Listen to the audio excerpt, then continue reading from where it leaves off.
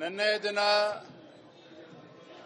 ನಮ್ಮ ಪಕ್ಷದ ಎಲ್ಲ ಹಿರಿಯ ಶಾಸಕರು, ವಿಧಾನ ಪರಿಷತ್ತು, ಸಂಸದರ ನೇತೃತ್ವದಲ್ಲಿ ಧರ್ಮಸ್ಥಳಕ್ಕೆ ಭೇಟಿಯನ್ನು ಕೊಟ್ಟು ಮಂಜುನಾಥೇಶ್ವರನ ದರ್ಶನವನ್ನು ಪಡೆದುಕೊಂಡು ತದನಂತರದಲ್ಲಿ ಧರ್ಮಾಧಿಕಾರಿಗಳು ವೀರೇಂದ್ರ ಹೆಗಡೆಜಿ ಅವರನ್ನು ಕೂಡ ಭೇಟಿ ಮಾಡಿ ಚರ್ಚೆಯನ್ನು ಕೂಡ ನಾವು ಮಾಡಿದ್ದೇವೆ. ಇವತ್ತು ರಾಜ್ಯದ ಜನ ಎತ್ತಿರುವಂತ ಪ್ರಶ್ನೆ, ಯಾಕೆ ಇವತ್ತು ರಾಜ್ಯ ಸರ್ಕಾರ ಅಪಪ್ರಚಾರ ಏನ್ ನಡೀತಾ ಇತ್ತು ಧರ್ಮಸ್ಥಳದ ವಿಚಾರದಲ್ಲಿ, ಅಪಪ್ರಚಾರಕ್ಕೆ ಕಡಿವಾಣ ಹಾಕ್ತಕ್ಕಂಥ ನಿಟ್ಟಿನಲ್ಲಿ ರಾಜ್ಯ ಸರ್ಕಾರ ಯಾಕೆ ಎಚ್ಚೆತ್ತುಕೊಳ್ಳಿಲ್ಲ? ಅಂದ್ರೆ ರಾಜ್ಯ ಸರ್ಕಾರಕ್ಕೆ ಅಪಪ್ರಚಾರಕ್ಕೆ ಕಡಿವಾಣ ಹಾಕಬೇಕು ಅಂತೇಳಿ ಇಚ್ಛೆನೇ ಇರಲಿಲ್ವೋ ಅಥವಾ ಯಾವ ಕಾರಣಕ್ಕೆ ಇದು ಆಗಲಿಲ್ಲ ಅನ್ನೋದನ್ನ ಮಾನ್ಯ ಗೃಹ ಸಚಿವರು ಕೂಡ ಇವತ್ತು ತಮ್ಮ ಅವರ ಉತ್ತರದಲ್ಲಿ ನೀಡಬೇಕಾಗ್ತದೆ. ಮಾನ್ಯ ಡಿ.ಕೆ. ಶಿವಕುಮಾರ್ ಅವರು ಭಾರತೀಯ ಜನತಾ ಪಾರ್ಟಿ ಮೇಲೆ ಆರೋಪ ಮಾಡಿದ್ದಾರೆ, ರಾಜಕಾರಣ ಮಾಡ್ತೇವೆ ಬಿಜೆಪಿಯವರು ಅಂತೇಳಿ. ಮಾನ್ಯ ಡಿ.ಕೆ. ಶಿವಕುಮಾರ್ ಅವರೇ, ತಾವೇ ಹೇಳಿಕೆಯನ್ನು ನೀಡಿದ್ದೀರಿ, ಧರ್ಮಸ್ಥಳದ ವಿಚಾರದಲ್ಲಿ ಬಹಳ ದೊಡ್ಡ ಷಡ್ಯಂತ್ರ ಇದೆ, ಸಂದರ್ಭ ಬಂದಾಗ ಉತ್ತರವನ್ನು ನೀಡ್ತೇನೆ ಅಂತೇಳಿ. ಇನ್ನು ಯಾವಾಗ ಸಮಯ ಬರಬೇಕು ನಿಮ್ಗೆ? ಹಾಗಾದ್ರೆ ರಾಜ್ಯದ ಜನ ಕೋಟಿ ಕೋಟಿ ಭಕ್ತಾದಿಗಳು ಇವತ್ತು ಆತಂಕದಲ್ಲಿದ್ದಾರೆ. ಧರ್ಮಸ್ಥಳದಲ್ಲಿ ಯಾವ ರೀತಿ ತನಿಖೆ ನಡೀತಾ ಇದೆ, ಯಾವ ದಿಕ್ಕಿನಲ್ಲಿ ತೆಗೆದುಕೊಂಡು ಹೋಗ್ತಾ ಇದ್ದಾರೆ, ಯಾವ ರೀತಿ ಅಪಪ್ರಚಾರ ನಡೀತಾ ಇದೆ ಅಂತೇಳಿ ಪಾಪ ಜನ ನಿದ್ದೆ ಮಾಡ್ತಾ ಇಲ್ಲ, ಆತಂಕದಲ್ಲಿದ್ದಾರೆ ಭಕ್ತರು. ಆದ್ರೆ ಇನ್ನೂ ಕೂಡ ಪಾಪ ಡಿ.ಕೆ. ಶಿವಕುಮಾರ್ ಅವರಿಗೆ ಸಮಯ ಬಂದಿಲ್ಲ ಅಂತ ಕಾಣ್ತದೆ. ಹಾಗಾಗಿ ಇವೆಲ್ಲದಕ್ಕೂ ಕೂಡ ಮಾನ್ಯ ಗೃಹ ಸಚಿವರು ಮಧ್ಯಂತರ ವರದಿಯನ್ನು ಕೂಡ ನಾವೇನು ಆಗ್ರಹವನ್ನು ಮಾಡಿದ್ದೇವೆ, ಮಧ್ಯಂತರ ವರದಿಯನ್ನು ಕೂಡ ಒಳಗೊಂಡಂತೆ ಧರ್ಮಸ್ಥಳದ ವಿಚಾರದಲ್ಲಿ ಗೊಂದಲಕ್ಕೆ ತೆರೆ ನೀಡ್ತಾರೆ ಅನ್ನುವ ವಿಶ್ವಾಸದಲ್ಲಿ ನಾವು ಇದ್ದೇವೆ, ಬಿಜೆಪಿ ಹಾಗೂ ಜೆಡಿಎಸ್ ಪಕ್ಷಗಳು. ನೋಡೋಣ ಸದನದಲ್ಲಿ ಏನು ಉತ್ತರವನ್ನು ನೀಡ್ತಾರೆ ಅಂತೇಳಿ.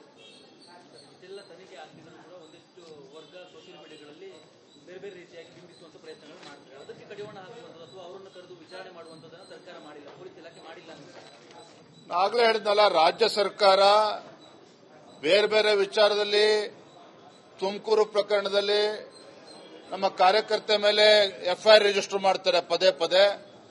ಮೈಸೂರಿನಲ್ಲೂ ಕೂಡ ಯಾರೋ ಒಬ್ಬ ಕಾರ್ಯಕರ್ತ ಒಂದು ಪೋಸ್ಟ್ ಮಾಡ್ತಾನೆ ಅಂತ ಹೇಳಿ ಅವನ ಮೇಲೂ ಕೂಡ ಎಫ್ಐಆರ್ ರಿಜಿಸ್ಟರ್ ಮಾಡಿ ಅರೆಸ್ಟ್ ಮಾಡತಕ್ಕಂಥ ಕೆಲಸವನ್ನು ಮಾಡ್ತಾರೆ. ರಾಜ್ಯ ಸರ್ಕಾರ ಹಿಂದೂ ಕಾರ್ಯಕರ್ತರ ವಿಚಾರದಲ್ಲಿ ತೋರಿಸತಕ್ಕಂಥ ಆಸಕ್ತಿ ಇವತ್ತು ಧರ್ಮಸ್ಥಳ ವಿಚಾರದಲ್ಲಿ ಅಪಪ್ರಚಾರ ಮಾಡತಕ್ಕಂಥ ಯೂಟ್ಯೂಬರ್ಸ್ ಏನಿದ್ದಾರೆ ಅಥವಾ ಎಡಪಂಥೀಯ ಶಕ್ತಿಗಳು ಅಂತೇಳಿ ಇವತ್ತು ದಿನೇಶ್ ಗುಂಡೂರಾವ್ ಅವರು ಹೇಳಿದ್ದಾರೆ. ಯಾರು ಅಪಪ್ರಚಾರ ಮಾಡ್ತಾ ಇದ್ದಾರೆ ಅವರ ವಿರುದ್ಧ ಯಾಕೆ ಈ ರೀತಿ ಎಫ್ಐಆರ್ ರಿಜಿಸ್ಟರ್ ಮಾಡಲಿಲ್ಲ, ಯಾಕೆ ಅಪಪ್ರಚಾರವನ್ನು ತಡಿತಕ್ಕಂಥ ಕೆಲಸ ಮಾಡಲಿಲ್ಲ ಅಂತೇಳಿ ಇವತ್ತು ನಾವು ಪ್ರಶ್ನೆ ಮಾಡ್ತಾ ಇದ್ದೇವೆ. ಎರಡನೇದು, ರಾಜ್ಯದ ಹಣಕಾಸಿನ ಪರಿಸ್ಥಿತಿ ಅಥವಾ ಸಿದ್ದರಾಮಯ್ಯ ಡಿ.ಕೆ. ಶಿವಕುಮಾರ್ ಅವರ ಭಾಷೆಯಲ್ಲೇ ಹೇಳಬೇಕಾದ್ರೆ ನುಡಿದಂತೆ ನಡೀತಾ ಇರುವಂತಹ ರಾಜ್ಯ ಸರ್ಕಾರ, ರಾಜ್ಯದ ಹಣಕಾಸಿನ ಪರಿಸ್ಥಿತಿ ಎಲ್ಲಿಗೆ ಬಂದು ನಿಂತಿದೆ ಅಂತ ಹೇಳಿದ್ರೆ, ಸ್ವಾತಂತ್ರ್ಯ ಹೋರಾಟಗಾರರ ಒಂದು ಗೌರವಧನ ಮಾಸಾಶನ ಕೊಡ್ತಕ್ಕಂಥ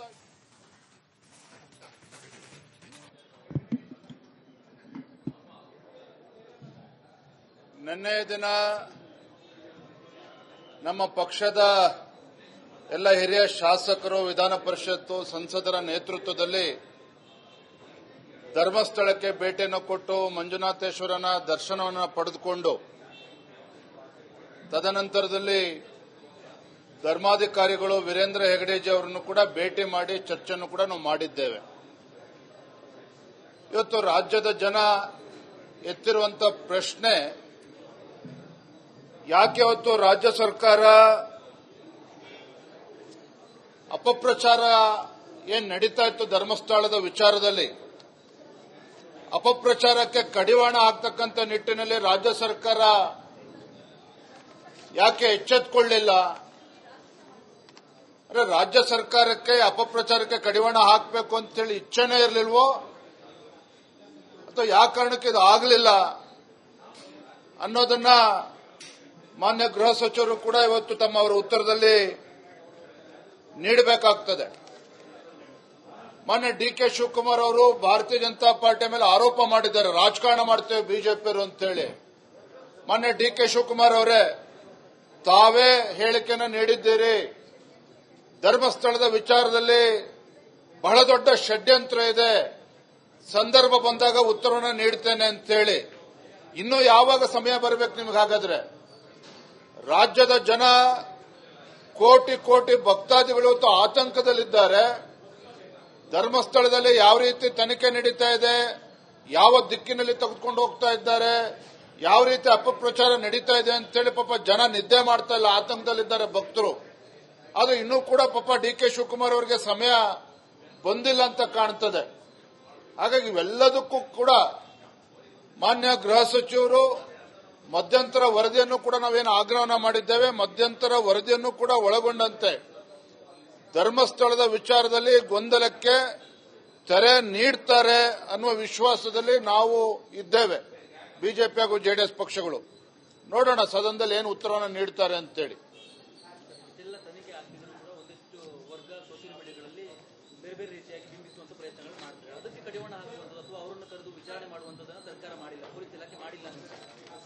ಆಗಲೇ ಹೇಳಿದ್ನಲ್ಲ, ರಾಜ್ಯ ಸರ್ಕಾರ ಬೇರೆ ಬೇರೆ ವಿಚಾರದಲ್ಲಿ, ತುಮಕೂರು ಪ್ರಕರಣದಲ್ಲಿ ನಮ್ಮ ಕಾರ್ಯಕರ್ತೆ ಮೇಲೆ ಎಫ್ಐಆರ್ ರಿಜಿಸ್ಟರ್ ಮಾಡ್ತಾರೆ ಪದೇ ಪದೇ. ಮೈಸೂರಿನಲ್ಲೂ ಕೂಡ ಯಾರೋ ಒಬ್ಬ ಕಾರ್ಯಕರ್ತ ಒಂದು ಪೋಸ್ಟ್ ಮಾಡ್ತಾನೆ ಅಂತ ಹೇಳಿ ಅವನ ಮೇಲೂ ಕೂಡ ಎಫ್ಐಆರ್ ರಿಜಿಸ್ಟರ್ ಮಾಡಿ ಅರೆಸ್ಟ್ ಮಾಡತಕ್ಕಂಥ ಕೆಲಸವನ್ನು ಮಾಡ್ತಾರೆ. ರಾಜ್ಯ ಸರ್ಕಾರ ಹಿಂದೂ ಕಾರ್ಯಕರ್ತರ ವಿಚಾರದಲ್ಲಿ ತೋರಿಸತಕ್ಕಂಥ ಆಸಕ್ತಿ ಇವತ್ತು ಧರ್ಮಸ್ಥಳ ವಿಚಾರದಲ್ಲಿ ಅಪಪ್ರಚಾರ ಮಾಡತಕ್ಕಂಥ ಯೂಟ್ಯೂಬರ್ಸ್ ಏನಿದ್ದಾರೆ ಅಥವಾ ಎಡಪಂಥೀಯ ಶಕ್ತಿಗಳು ಅಂತೇಳಿ ಇವತ್ತು ದಿನೇಶ್ ಗುಂಡೂರಾವ್ ಅವರು ಹೇಳಿದ್ದಾರೆ. ಯಾರು ಅಪಪ್ರಚಾರ ಮಾಡ್ತಾ ಇದ್ದಾರೆ ಅವರ ವಿರುದ್ಧ ಯಾಕೆ ಈ ರೀತಿ ಎಫ್ಐಆರ್ ರಿಜಿಸ್ಟರ್ ಮಾಡಲಿಲ್ಲ, ಯಾಕೆ ಅಪಪ್ರಚಾರವನ್ನು ತಡಿತಕ್ಕಂಥ ಕೆಲಸ ಮಾಡಲಿಲ್ಲ ಅಂತೇಳಿ ಇವತ್ತು ನಾವು ಪ್ರಶ್ನೆ ಮಾಡ್ತಾ ಇದ್ದೇವೆ. ಎರಡನೇದು, ರಾಜ್ಯದ ಹಣಕಾಸಿನ ಪರಿಸ್ಥಿತಿ ಅಥವಾ ಸಿದ್ದರಾಮಯ್ಯ ಡಿ.ಕೆ. ಶಿವಕುಮಾರ್ ಅವರ ಭಾಷೆಯಲ್ಲೇ ಹೇಳಬೇಕಾದ್ರೆ ನುಡಿದಂತೆ ನಡೀತಾ ಇರುವಂತಹ ರಾಜ್ಯ ಸರ್ಕಾರ, ರಾಜ್ಯದ ಹಣಕಾಸಿನ ಪರಿಸ್ಥಿತಿ ಎಲ್ಲಿಗೆ ಬಂದು ನಿಂತಿದೆ ಅಂತ ಹೇಳಿದ್ರೆ, ಸ್ವಾತಂತ್ರ್ಯ ಹೋರಾಟಗಾರರ ಒಂದು ಗೌರವಧನ ಮಾಸಾಶನ ಕೊಡ್ತಕ್ಕಂಥ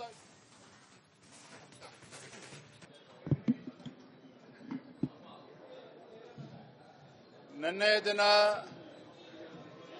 ನಮ್ಮ ಪಕ್ಷದ ಎಲ್ಲ ಹಿರಿಯ ಶಾಸಕರು, ವಿಧಾನ ಪರಿಷತ್ತು ಸಂಸದರ ನೇತೃತ್ವದಲ್ಲಿ ಧರ್ಮಸ್ಥಳಕ್ಕೆ ಭೇಟಿಯನ್ನು ಕೊಟ್ಟು ಮಂಜುನಾಥೇಶ್ವರನ ದರ್ಶನವನ್ನು ಪಡೆದುಕೊಂಡು ತದನಂತರದಲ್ಲಿ ಧರ್ಮಾಧಿಕಾರಿಗಳು ವೀರೇಂದ್ರ ಹೆಗಡೆಜಿ ಅವರನ್ನು ಕೂಡ ಭೇಟಿ ಮಾಡಿ ಚರ್ಚೆಯನ್ನು ಕೂಡ ನಾವು ಮಾಡಿದ್ದೇವೆ. ಇವತ್ತು ರಾಜ್ಯದ ಜನ ಎತ್ತಿರುವಂತ ಪ್ರಶ್ನೆ, ಯಾಕೆ ಇವತ್ತು ರಾಜ್ಯ ಸರ್ಕಾರ ಅಪಪ್ರಚಾರ ಏನ್ ನಡೀತಾ ಇತ್ತು ಧರ್ಮಸ್ಥಳದ ವಿಚಾರದಲ್ಲಿ, ಅಪಪ್ರಚಾರಕ್ಕೆ ಕಡಿವಾಣ ಹಾಕ್ತಕ್ಕಂಥ ನಿಟ್ಟಿನಲ್ಲಿ ರಾಜ್ಯ ಸರ್ಕಾರ ಯಾಕೆ ಎಚ್ಚೆತ್ತುಕೊಳ್ಳಲಿಲ್ಲ? ಅಂದ್ರೆ ರಾಜ್ಯ ಸರ್ಕಾರಕ್ಕೆ ಅಪಪ್ರಚಾರಕ್ಕೆ ಕಡಿವಾಣ ಹಾಕಬೇಕು ಅಂತೇಳಿ ಇಚ್ಛೆನೇ ಇರಲಿಲ್ವೋ ಅಥವಾ ಯಾವ ಕಾರಣಕ್ಕೆ ಇದು ಆಗಲಿಲ್ಲ ಅನ್ನೋದನ್ನ ಮಾನ್ಯ ಗೃಹ ಸಚಿವರು ಕೂಡ ಇವತ್ತು ತಮ್ಮ ಅವರ ಉತ್ತರದಲ್ಲಿ ನೀಡಬೇಕಾಗ್ತದೆ. ಮೊನ್ನೆ ಡಿ.ಕೆ. ಶಿವಕುಮಾರ್ ಅವರು ಭಾರತೀಯ ಜನತಾ ಪಾರ್ಟಿ ಮೇಲೆ ಆರೋಪ ಮಾಡಿದ್ದಾರೆ, ರಾಜಕಾರಣ ಮಾಡ್ತೇವೆ ಬಿಜೆಪಿಯವರು ಅಂತೇಳಿ. ಮೊನ್ನೆ ಡಿ.ಕೆ. ಶಿವಕುಮಾರ್ ಅವರೇ ತಾವೇ ಹೇಳಿಕೆಯನ್ನು ನೀಡಿದ್ದೀರಿ, ಧರ್ಮಸ್ಥಳದ ವಿಚಾರದಲ್ಲಿ ಬಹಳ ದೊಡ್ಡ ಷಡ್ಯಂತ್ರ ಇದೆ, ಸಂದರ್ಭ ಬಂದಾಗ ಉತ್ತರವನ್ನು ನೀಡ್ತೇನೆ ಅಂತೇಳಿ. ಇನ್ನು ಯಾವಾಗ ಸಮಯ ಬರಬೇಕು ನಿಮ್ಗೆ? ಹಾಗಾದ್ರೆ ರಾಜ್ಯದ ಜನ ಕೋಟಿ ಕೋಟಿ ಭಕ್ತಾದಿಗಳು ಇವತ್ತು ಆತಂಕದಲ್ಲಿದ್ದಾರೆ. ಧರ್ಮಸ್ಥಳದಲ್ಲಿ ಯಾವ ರೀತಿ ತನಿಖೆ ನಡೀತಾ ಇದೆ, ಯಾವ ದಿಕ್ಕಿನಲ್ಲಿ ತೆಗೆದುಕೊಂಡು ಹೋಗ್ತಾ ಇದ್ದಾರೆ, ಯಾವ ರೀತಿ ಅಪಪ್ರಚಾರ ನಡೀತಾ ಇದೆ ಅಂತೇಳಿ ಪಾಪ ಜನ ನಿದ್ದೆ ಮಾಡ್ತಾ ಇಲ್ಲ, ಆತಂಕದಲ್ಲಿದ್ದಾರೆ ಭಕ್ತರು. ಅದು ಇನ್ನೂ ಕೂಡ ಪಾಪ ಡಿ.ಕೆ. ಶಿವಕುಮಾರ್ ಅವರಿಗೆ ಸಮಯ ಬಂದಿಲ್ಲ ಅಂತ ಕಾಣ್ತದೆ. ಹಾಗಾಗಿ ಇವೆಲ್ಲದಕ್ಕೂ ಕೂಡ ಮಾನ್ಯ ಗೃಹ ಸಚಿವರು ಮಧ್ಯಂತರ ವರದಿಯನ್ನು ಕೂಡ ನಾವೇನು ಆಗ್ರಹನ ಮಾಡಿದ್ದೇವೆ, ಮಧ್ಯಂತರ ವರದಿಯನ್ನು ಕೂಡ ಒಳಗೊಂಡಂತೆ ಧರ್ಮಸ್ಥಳದ ವಿಚಾರದಲ್ಲಿ ಗೊಂದಲಕ್ಕೆ ತೆರೆ ನೀಡ್ತಾರೆ ಅನ್ನುವ ವಿಶ್ವಾಸದಲ್ಲಿ ನಾವು ಇದ್ದೇವೆ. ಬಿಜೆಪಿ ಹಾಗೂ ಜೆಡಿಎಸ್ ಪಕ್ಷಗಳು ನೋಡೋಣ ಸದನದಲ್ಲಿ ಏನು ಉತ್ತರವನ್ನು ನೀಡ್ತಾರೆ ಅಂತೇಳಿ. ಎಲ್ಲ ತನಿಖೆ ಆಗ್ತಿದ್ರು ಕೂಡ ಒಂದಿಷ್ಟು ವರ್ಗ ಸೋಷಿಯಲ್ ಮೀಡಿಯಾಗಳಲ್ಲಿ ಬೇರೆ ಬೇರೆ ರೀತಿಯಾಗಿ ಬಿಂಬಿಸುವಂತ ಪ್ರಯತ್ನಗಳು ಮಾಡ್ತಾರೆ. ಅದಕ್ಕೆ ಕಡಿವಾಣ ಹಾಕುವಂಥದ್ದು ಅಥವಾ ಅವರನ್ನು ಕರೆದು ವಿಚಾರಣೆ ಮಾಡುವಂಥದ್ದನ್ನು ಸರ್ಕಾರ ಮಾಡಿಲ್ಲ, ಪೊಲೀಸ್ ಇಲಾಖೆ ಮಾಡಿಲ್ಲ ಅಂತ ನಾಗಲೇ ಹೇಳಿದ್ನಲ್ಲ, ರಾಜ್ಯ ಸರ್ಕಾರ ಬೇರೆ ಬೇರೆ ವಿಚಾರದಲ್ಲಿ ತುಮಕೂರು ಪ್ರಕರಣದಲ್ಲಿ ನಮ್ಮ ಕಾರ್ಯಕರ್ತೆ ಮೇಲೆ ಎಫ್ಐಆರ್ ರಿಜಿಸ್ಟರ್ ಮಾಡ್ತಾರೆ ಪದೇ ಪದೇ. ಮೈಸೂರಿನಲ್ಲೂ ಕೂಡ ಯಾರೋ ಒಬ್ಬ ಕಾರ್ಯಕರ್ತ ಒಂದು ಪೋಸ್ಟ್ ಮಾಡ್ತಾನೆ ಅಂತ ಹೇಳಿ ಅವನ ಮೇಲೂ ಕೂಡ ಎಫ್ಐಆರ್ ರಿಜಿಸ್ಟರ್ ಮಾಡಿ ಅರೆಸ್ಟ್ ಮಾಡತಕ್ಕಂಥ ಕೆಲಸವನ್ನು ಮಾಡ್ತಾರೆ. ರಾಜ್ಯ ಸರ್ಕಾರ ಹಿಂದೂ ಕಾರ್ಯಕರ್ತರ ವಿಚಾರದಲ್ಲಿ ತೋರಿಸ್ತಕ್ಕಂಥ ಆಸಕ್ತಿ ಇವತ್ತು ಧರ್ಮಸ್ಥಳ ವಿಚಾರದಲ್ಲಿ ಅಪಪ್ರಚಾರ ಮಾಡತಕ್ಕಂಥ ಯೂಟ್ಯೂಬರ್ಸ್ ಏನಿದ್ದಾರೆ ಅಥವಾ ಎಡಪಂಥೀಯ ಶಕ್ತಿಗಳು ಅಂತೇಳಿ ಇವತ್ತು ದಿನೇಶ್ ಗುಂಡೂರಾವ್ ಅವರು ಹೇಳಿದ್ದಾರೆ. ಯಾರು ಅಪಪ್ರಚಾರ ಮಾಡ್ತಾ ಇದ್ದಾರೆ ಅವರ ವಿರುದ್ಧ ಯಾಕೆ ಈ ರೀತಿ ಎಫ್ಐಆರ್ ರಿಜಿಸ್ಟರ್ ಮಾಡಲಿಲ್ಲ, ಯಾಕೆ ಅಪಪ್ರಚಾರವನ್ನು ತಡಿತಕ್ಕಂಥ ಕೆಲಸ ಮಾಡಲಿಲ್ಲ ಅಂತೇಳಿ ಇವತ್ತು ನಾವು ಪ್ರಶ್ನೆ ಮಾಡ್ತಾ ಇದ್ದೇವೆ. ಎರಡನೇದು, ರಾಜ್ಯದ ಹಣಕಾಸಿನ ಪರಿಸ್ಥಿತಿ ಅಥವಾ ಸಿದ್ದರಾಮಯ್ಯ ಡಿಕೆ ಶಿವಕುಮಾರ್ ಅವರ ಭಾಷೆಯಲ್ಲೇ ಹೇಳಬೇಕಾದ್ರೆ ನುಡಿದಂತೆ ನಡೀತಾ ಇರುವಂತಹ ರಾಜ್ಯ ಸರ್ಕಾರ, ರಾಜ್ಯದ ಹಣಕಾಸಿನ ಪರಿಸ್ಥಿತಿ ಎಲ್ಲಿಗೆ ಬಂದು ನಿಂತಿದೆ ಅಂತ ಹೇಳಿದ್ರೆ ಸ್ವಾತಂತ್ರ್ಯ ಹೋರಾಟಗಾರರ ಒಂದು ಗೌರವಧನ ಮಾಸಾಶನ ಕೊಡ್ತಕ್ಕಂಥ